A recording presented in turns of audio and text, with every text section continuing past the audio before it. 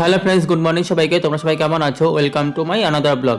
আজকে ঘুম থেকে উঠতে ভালো লাগছিল না, তারপরে উঠতে হলো এক প্রকার বাধ্য হয়ে। তারপরে বিছানাটা তুলে নিলাম, বিছানাটা তুলে চলে গেছিলাম বাথরুমে।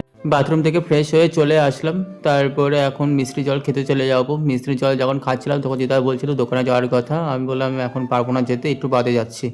তারপরে মিষ্টির জলটা খেয়ে নিলাম। মিষ্টির জলটা খেয়ে চলে গেছিলাম বাজারে, মানে দোকানে যেতে বলেছিল তাই বাজারে গেলাম। বাজারে গিয়ে একটা জুসের বোতল নিয়েছিলাম, এখন জুসটা খেয়ে নিলাম। জুসটা খেয়ে আমি ঘুমিয়ে পড়েছিলাম। তারপর দিদা ডাক দিল, দিদা ডাক দিয়ে বলছে ওঠ স্নান কর। আমি তারপরে স্নান টান করে আসলাম, আর এদিকে দিদা পুজো দিয়ে দিয়েছিল।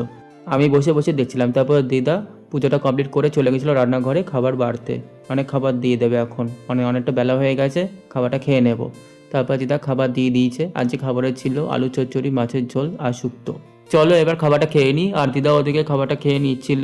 তারপর খাবারটা আবার খেয়ে আমি একটু শুয়েছিলাম, মানে একটু ঘুমানোর চেষ্টা করছিলাম কিন্তু ঘুমাতে পারিনি। কিছুক্ষণ বাদে সন্ধ্যা হয়ে গেছিলো। তানিকে ফোন করলাম, তানিকে ফোন করে বললাম কি রে রানাঘাট যাবি না?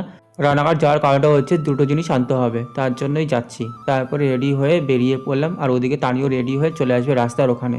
তারপর ওখান থেকে ওকে রিসিভ করে নেব, তারপর চলে যাবো ছোটো বাজার। আমরা যেই দুটো জিনিস আনতে যাচ্ছি সেই দুটো জিনিসের ব্যাপারে আমি কালকে তানিকে জিজ্ঞেস করেছিলাম কি রে আমাদের বাজারে পাওয়া যাবে না? ও বলছে রানাঘাটে গেলেই এবার ভালো হয়। তারপরে আর কি চলে আসলাম ছোটো বাজার। ছোটো বাজারে এসে গাড়িটাকে এক জায়গায় রেখে এখন হেঁটে হেঁটে যাবো রানাঘাট স্টেশনের দিকে।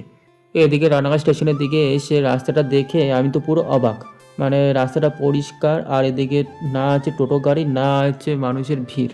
এই দেখো রাস্তাটা ভালোই ফাঁকা ছিল। তারপরে দোকান থেকে জিনিস দুটো নিয়ে নিলাম, জিনিস দুটো নিয়ে আবার ব্যাক করছি ছোটো বাজারের দিকে। ছোটো বাজারের দিকে যখন যাচ্ছিলাম তখন হঠাৎ করে তানি আমাকে বলছিল যে কুলপি আইসক্রিম খাবি? আমি বললাম চল খাই, অনেকদিন ধরে খাই না। তারপরে দুজনে দুটো নিয়ে নিলাম। এই আইসক্রিম খেতে খেতে চলে আসলাম ছোটো বাজারে। ছোটো বাজারে আসার পর তানি আমাকে বলছে যে আহ, আমাদের সন্ন্যাসী বাজারে দাঁড়ানোর জন্য, তার কারণটা হচ্ছে মামির জন্য ওষুধ নেবে। তারপরে চলে আসলাম সন্ন্যাসী বাজারে। এখানে আসার পর দাঁড়িয়ে রয়েছে, আর ও গেছে মেডিকেল শপে। ও তো গেছে, ও আর আসেই না, অনেকক্ষণ ধরে ওয়েট করছি। তারপরে আসলো, তারপরে চলে আসলাম বাড়ি। বাড়ি এসে এখন ড্রেসটা চেঞ্জ করে নেব। ড্রেস চেঞ্জ করে নেব বলতে কি ফটোশ্যুট করব, মানে এক ধরনের ছবি আমার তোলা হয়নি, সেটা আমি এখন তুলে নেব। তারপরে এই দেখো রেডি হয়ে গেছি। রেডি হওয়ার পর চলে গেছিলাম ওপরে ঘরে গিয়ে কয়েকটা ফটো তুলে নিলাম। ফটো তুলে এবার চলে এসেছি, আবার ড্রেস চেঞ্জ করে নিলাম, এখন তানিকে ছাড়তে যেতে হবে। তারপরে চলে গেছিলাম ছোটো মামিদের বাড়িতে। গিয়ে দেখি ছোটো মামি রুটি বানাচ্ছে আর তরকারি বানাচ্ছিল। তারপরে ওই দেখে টেকে যখন ঘরে গেলাম, ঘরে গিয়ে দেখি পুচু পড়তে বসেছে। মানে আমি তো দেখে পুরো অবাক।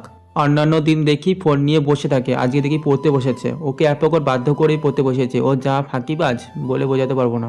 এই পড়ার মাঝে যে ও কতবার উঠে গেছে তার ঠিক নেই। তারপর এদিকে আরেকজন বাড়িতে আসার সাথে সাথে ও বিড়াল নিয়ে পড়েছে। বাড়িতে আসলে যে বিড়াল নিয়ে যে কী করে, কী যে একটা আদিক্ষেতা করে, এই দেখো। আমার তো বিড়াল একদম পছন্দ না, কুকুরও পছন্দ না। বাড়িতে যদি এগুলোকে পালি, মানে এদেরকে রেখে মানে কোথাও যদি যাই 2-3 দিনের জন্য, ব্যাস হয়ে গেল এদের।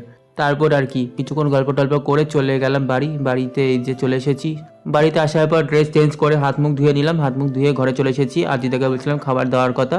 চলো আজকের জন্য রাখছি, দেখা হচ্ছে পরের ব্লগে। টাটা সবাইকে।